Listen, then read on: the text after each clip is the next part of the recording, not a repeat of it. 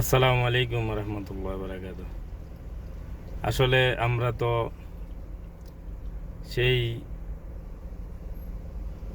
গ্রামেরই ছেলে।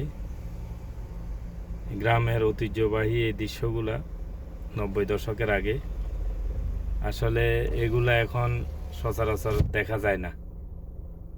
তো সেই জন্য আপনাদের কাছে তুলে ধরলাম। আশা করি ভালো লাগবে।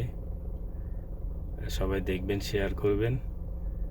যারা 90 দশকের পরে আমাদের নতুন প্রজন্ম বা আমাদের জুনিয়র, তারা হয়তো এই দৃশ্যগুলো আগে কখনো দেখে নাই। তো আশা করব সবাই দেখবে। অসাধারণ দৃশ্য, হাল চাষ, সেই গ্রামের কৃষকের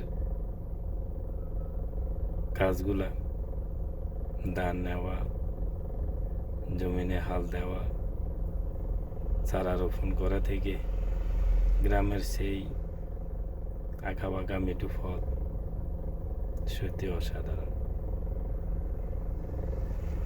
আপনারা দেখেন, আসলে ভালো লাগবে। আমিও দেখছি, অনেকবার দেখি, আসলে জিনিসটা শেয়ার না করে পারলাম না। অনেক অনেক ভালো লাগছে। আশা করছি আপনাদেরও ভালো লাগবে।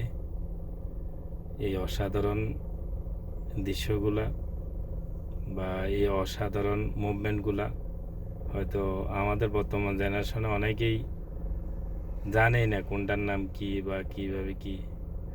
আমরা তো সেই গ্রামেরই ছেলে, কৃষকের ছেলে। আমরা অনেক কিছুর নাম জানি বা দেখছি, অনেক কিছু করছিও, বা না করলে অনেক কিছুর নাম জানি, মা বাবা থেকে শিখছি, শুনছি।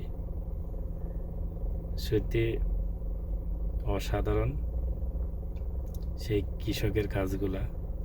এখন তো আধুনিক কৃষি হয়ে গেছে।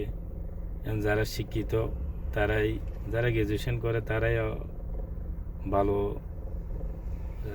শিক্ষার ট্রেনিং নিয়ে, কৃষি ট্রেনিং নিয়ে বা এই কাজগুলো এখন আরও সুন্দরভাবে করতেছে। হয়তো আগেরগুলো নাই, এখন হয়তো মেশিনারিজ সব চলে এসছে।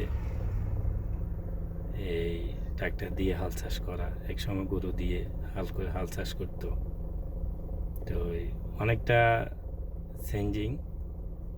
তো সব কিছু মিলাই আমার কাছে অসাধারণ লাগছে। আশা রাখছি আপনাদের কাছে ভালো লাগবে। সবাই দেখবেন, ভিডিওটা শেয়ার করবেন, খুব ভালো লাগবে, মজা পাবেন। আমি অনেক মজা পাইছি, তাই জিনিসটা আপনাদের সাথে শেয়ার করলাম। তো সবাইকে ধন্যবাদ।